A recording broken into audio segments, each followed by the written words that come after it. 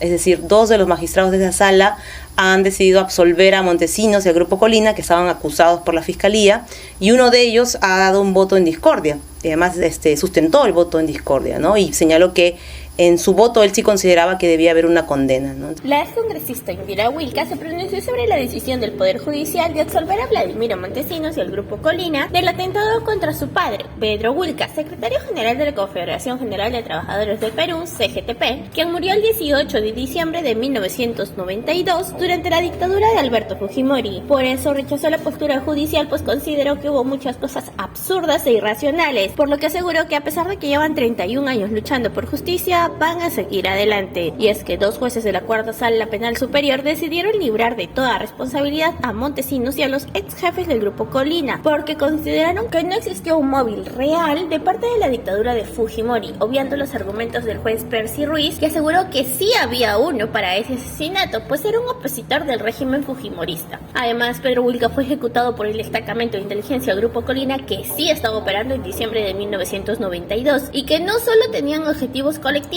pues también se le ordenó el seguimiento y la eliminación de líderes políticos como Yehude Simón, hechos que no se concretaron. Para Indira Wilca, las pruebas presentadas evidencian lo contrario y por eso se plantea presentar un recurso de nulidad contra la resolución. A continuación te mostramos el video. Vamos a tocar un tema que empezó en diciembre de 1992, hace 31 años. El dirigente principal de la Confederación General de Trabajadores del Perú, la famosa CGTP, fue asesinado.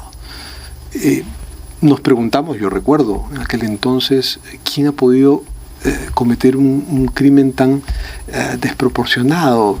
¿Sendero? ¿Un comando paramilitar? Y las dudas y los procesos al respecto han persistido hasta ahora. Y no lo queremos conversar con un fiscal, con un abogado, con alguien que simplemente opine, sino con la hija de Pedro Wilca. Gracias por acompañarnos, Indira Wilca. Muchas gracias por la invitación. Indira, ayer hubo esta sentencia, entiendo las primeras reacciones tuyas y de tu familia son rechazarla y van ya no apelar porque es una segunda instancia, sino interponer un recurso de nulidad, entiendo. Así es. Efectivamente, el día de ayer, después de más de 6 años de juicio oral, ha sido un juicio bastante largo y después de casi 31 años de que fue cometido este crimen, se dio la lectura de sentencia. Sí me gustaría informar a la gente porque, claro, a las 10 de la noche, un 31 de octubre, previo a un feriado, como que tampoco hay mucho interés de que se conozca, ¿no?, el resultado de tantos años de proceso de un crimen que fue, además, un hecho que conmocionó a mucha gente, ¿no? Porque Pedro Wilca era un hombre público, ¿no? No era solamente un dirigente sindical, digamos que cumplía un rol burocrático, ¿no? Era un hombre con una visibilidad muy notoria, era alguien con mucha legitimidad. Había estado en un CADE, ¿no? Fue de los primeros dirigentes sindicales invitados a un CADE. Y tenía una trayectoria pública conocida, si bien muy combativa y muy firme en sus convicciones de hombre defensor de los trabajadores, también un hombre muy dialogante. Entonces era alguien muy respetado incluso por el empresariado. Pero mira, todo ese perfil tan importante que tenía ha tenido que esperar 31 años para que se abra un proceso, para que llegue la lectura de sentencia, y igual que los magistrados pongan la lectura de sentencia, la programen a las 10 de la noche, después de haberla convocado a las 5 de la tarde, en fin, ya deja mucho que desear, ¿no? Pero yendo al fondo tal vez de este pronunciamiento, ha sido un pronunciamiento de 2-1, es decir, 2 de los magistrados de esa sala han decidido absolver a Montesinos y al Grupo Colina, que estaban acusados por la Fiscalía, y uno de ellos ha dado un voto en discordia, y además sustentó el voto en discordia, ¿no? Y señaló que en su voto él sí consideraba que debía haber una condena, ¿no? Entonces yo me quiero remitir justamente a lo que tú has señalado, ¿no? ¿Cuál fue nuestra reacción al escuchar la sentencia el día de ayer? Muy tarde en la noche, a la medianoche casi se terminó la lectura de sentencia. La primera impresión que me dejó la lectura de la sentencia en mayoría, digamos, el voto en mayoría de estos 2 jueces, el juez Otto Vera Pinto y la jueza Milusca Cano, es el de una argumentación muy pobre, ¿no? Ellos señalan cosas que son fáciles de contrastar, ¿no?, si uno está medianamente informado, ¿no? Primero dicen que no hay cómo probar que el móvil del crimen, ¿no es cierto?, contra Pedro Wilca por parte de la dictadura existía, porque si bien Pedro Wilca era un dirigente opositor al régimen o un dirigente que hacía críticas al gobierno de Fujimori, eso no necesariamente justificaba una oposición tenaz, ¿no? Decían que Pedro Wilca tenía una posición conciliatoria con el gobierno, ¿no? Lo dice literalmente casi la sentencia, ¿no? Que él era crítico y planteó en su momento incluso un acuerdo nacional contra las políticas laborales que el gobierno intentaba aprobar, pero que según el entender de los magistrados, esto se planteó desde una posición conciliatoria, es decir, que no era tan opositor. En ese momento el régimen de Fujimori estaba pues muy popular porque incluso había ya disuelto el Congreso, lo que le dio más popularidad. Hizo un golpe de Estado. Hizo un golpe de Estado, lo que le dio mucha popularidad, ¿no? Sí, sin duda. No, y la clase política estaba desprestigiada, claro, tal vez como ahora también. Y ya había convocado al Congreso Constituyente en el que participó la izquierda. Sanear. Bueno, parte de la izquierda. Sí. Entonces, en ese contexto también de, como tú dices, de una crisis también política, social, Pedro era unas pocas figuras que tenía una legitimidad, ¿no? Como ya hemos recordado, tal vez no existían partidos fuertes, ni de izquierda ni de derecha, por supuesto, y eso fue algo que aprovechó la dictadura, por ejemplo, para disolver el Parlamento, apresar incluso a parlamentarios, senadores de derecha, pero tenía una legitimidad para encabezar la oposición en ese momento al fujimorismo y sobre todo a las políticas laborales y económicas que pretendió imponer y que finalmente impuso, ¿no? Entonces, la argumentación de los jueces, volviendo a la sentencia, es bastante pobre porque señala eso, que Pedro era un conciliador. Otra de los argumentos que ha usado esos dos jueces para absolver al Grupo Colina y a Montesinos, de ellos dicen, el Grupo Colina solamente existió hasta el año 92, pero en noviembre, un mes antes, y que el asesinato de Pedro Wilca fue en diciembre, entonces no existe Grupo Colina. Ahí nuevamente hay que aclararles a los señores jueces que ya está, por ejemplo, sentenciado el caso de Mariela Barreto, una ex agente de inteligencia que fue asesinada en el año 97. La sentencia de Mariela Barreto condena a Vladimiro Montesinos y al Grupo Colina. Entonces parece que se han olvidado que existe... Claro, porque ese caso ciertamente es ajustes de cuentas entre ellos. No, pero el punto es que el Grupo Colina sigue existiendo. Ellos lo que dicen tajantemente para desconocer que el Grupo Colina siquiera tuviera alguna participación en el crimen de Pedro Wilca es que no existía. Para ellos, en el año diciembre del 92, el Grupo Colina ya no existía. En algo tan débil basan su argumentación. Y lo mismo se puede decir de Sendero, ¿existía o no? Sí existía, pero ya también estaba bastante seguramente, bloqueado. Pero el caso, digamos, de ayer, la sentencia tenía que ver con probar esta acusación. Pero dime, ¿y tú y tu familia tienen la absoluta certeza de que no fue Sendero, sino fue este comando paramilitar? Nosotros nos guiamos de los hechos, ¿no? Y los hechos, como digo, Fernando, han sido puestos en la investigación de la Fiscalía, y son estos hechos los que no han sido valorados. Por eso yo estoy tratando de, un poco que la gente conozca cuáles han sido los argumentos de estos jueces para absolver a estos señores. Primero, que Pedro no era un opositor tan tenaz al gobierno, o sea, que no había móvil para un asesinato político, como es el argumento, la hipótesis de la Fiscalía. Segundo, que el Grupo Colina ya no existía. Se olvidan que han habido no solamente este caso de Mariela Barreto, sino otros atentados en los que el Grupo Colina ha tenido una participación luego del año 92. Luego también señalan ellos en parte de su argumentación, estos dos jueces en mayoría, que el Grupo Colina no asesinaba sindicalistas, porque no tenía como objetivo líderes sindicales ni sindicatos, solamente asesinaba a posibles sospechosos de ser senderistas. También está probado en otras investigaciones que el Grupo Colina, el Servicio de Inteligencia, se infiltraba en organizaciones sindicales y que también hacía seguimiento a personajes públicos. Si bien no a todos esos personajes públicos terminó pues ejecutándolos, pero hay otro caso de... Sí había un aparato de seguimiento. Hay otro caso en que presumiblemente hayan asesinado a algún líder político no asociado con el terrorismo. Justamente parte de la argumentación que se señala es que lo que el Grupo Colina tenía era planes de ejecución, de seguimiento, de atentar contra otros líderes políticos, ¿no? Una parte justamente de la explicación del magistrado que vota en contra de esa sentencia, es decir, el voto disidente, que es el del juez Percy Ruiz.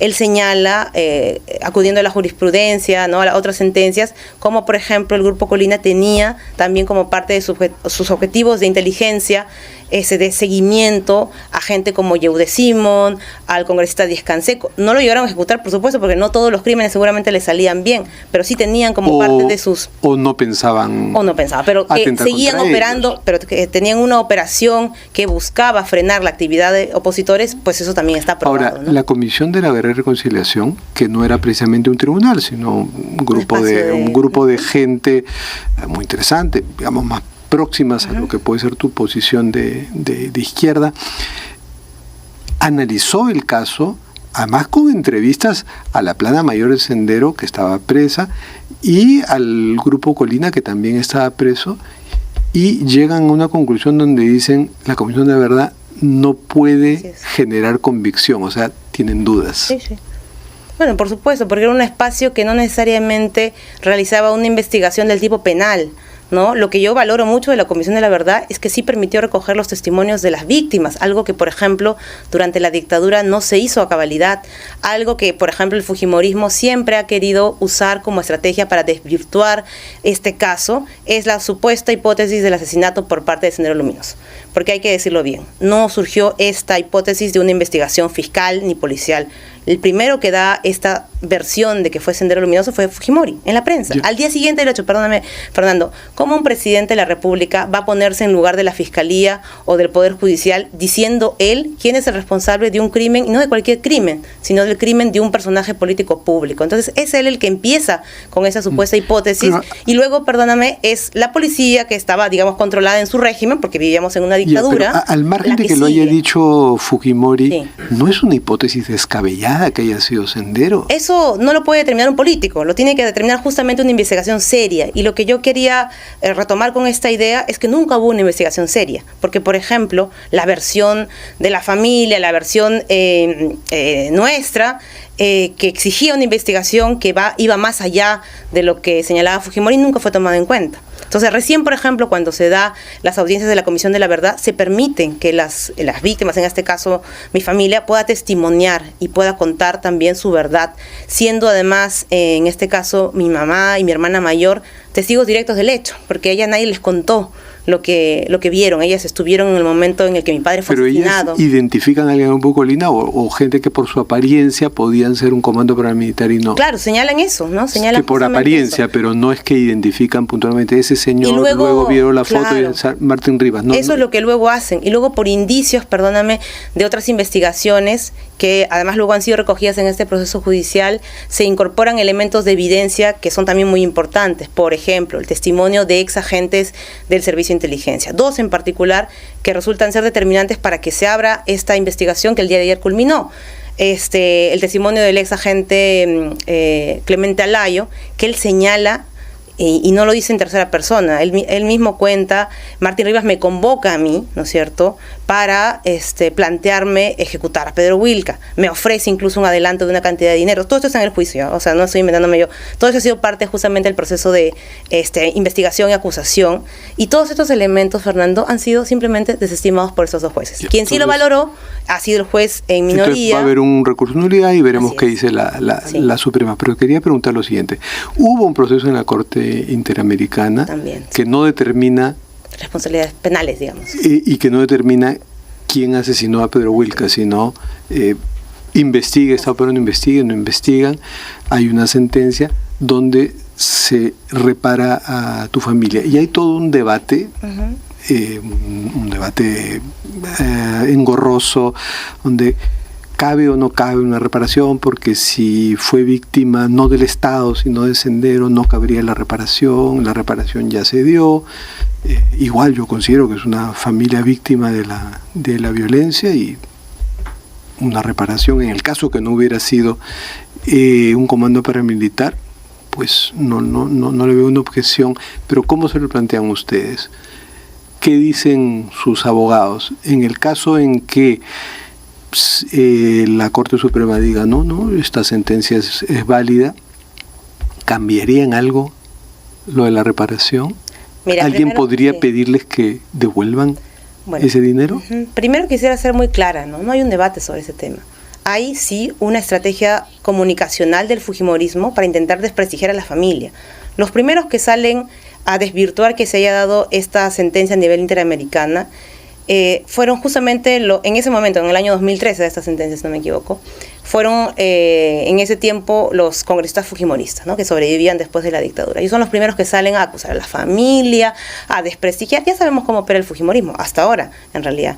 No son un sector político que esté acostumbrado a debatir democráticamente, son lamentablemente una especie de mafia que está acostumbrado a atacar, a usar este tipo de argumentos sin fundamento real. Entonces, primero de ahí surge esta supuesta idea de que fue una sentencia indebida, porque hasta ahora incluso incluso tienen ellos una aversión hacia el sistema interamericano de derechos humanos. No reconocen ni siquiera las sentencias que se han logrado ahí condenando a Fujimori por diferentes violaciones a los derechos humanos, y menos van a reconocer, por supuesto, esta que todavía estaba en un proceso de investigación. Lo que te preguntaba para desmitificar el tema es... Yo también quisiera desmitificarlo porque no es un debate.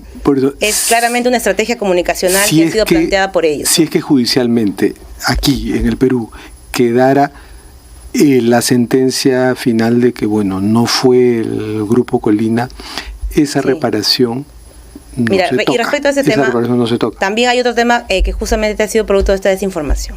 La sentencia a nivel interamericana no establece una sanción penal, Fernando. Lo que la sentencia establece es que el Estado incumplió su obligación de garantizar el acceso a la justicia. ¿Por qué dice esto la sentencia de la Corte? Porque no hubo responsables en el crimen. Porque en el año 2003, cuando se da finalmente esa sentencia, ya habían pasado ¿cuántos años? 11 años por lo menos, y no había un responsable. Porque lo que intenta hacer justamente la dictadura es ocultar que se permitan hacer investigaciones con el debido proceso, ¿no es cierto? Recordemos que en el tiempo de la dictadura las investigaciones pues eran una payasada, eran jueces sin rostro, la policía estaba controlada por la dictadura, entonces lo que no hubo fue un debido proceso de investigación, y lo que la Corte señala es que el Estado es responsable de no haber garantizado el acceso a la justicia. O sea, la reparación no solo fue o no fue por el crimen de tu padre, sino por el tratamiento que el Estado le hizo al caso. Así es, Fernando, como siempre. Pero claro, hemos escuchado siempre la versión, pero que siempre hemos escuchado, hay que leer la sentencia simplemente. Y la sentencia también dijo que había que hacer un busto a tu padre. La sentencia señalaba... ¿Y el busto se hizo? Un conjunto de reparaciones integrales. El busto se hizo, pero no porque el Estado peruano lo haya cumplido. Se hizo finalmente porque la gestión municipal de la alcaldesa Villarán trató de cumplir en esa parte de la sentencia, ¿no? Y sin que a ella le correspondiera. La sentencia también señala, por cierto, que ya que lo que ha habido es una afectación no solamente a un hombre y a su familia, sino al sindicalismo y a los trabajadores peruanos, se recuerde siempre la importancia de la organización sindical en la defensa de los derechos laborales. Por ejemplo, se le pide al Estado peruano que cada 1 de mayo recuerde la figura de Pedro Wilca y la importancia de esos derechos laborales. Esta sentencia además se usa como referencia en otros países donde los derechos laborales, los derechos colectivos de los trabajadores son amenazados. La sentencia también tiene otro aspecto que no está siendo cumplido, y es que plantea la necesidad de establecer una cátedra sobre derechos laborales que tenga el nombre de Pedro Wilca. Hasta ahora eso no se está cumpliendo, y nos parece que es fundamental que eso ocurra. Muchas gracias, Indira. Tu padre fue víctima de la violencia que en el Perú, lamentablemente. Así es, de la dictadura. Muchas gracias, Fernando. Muchas gracias por haber venido. ¿Y tú qué opinas de las declaraciones de Indira Wilca? ¿Crees que se hizo justicia para Pedro Wilca? Déjanos tu opinión en los comentarios y comparte este video para ayudarnos a que esta información llegue a más personas.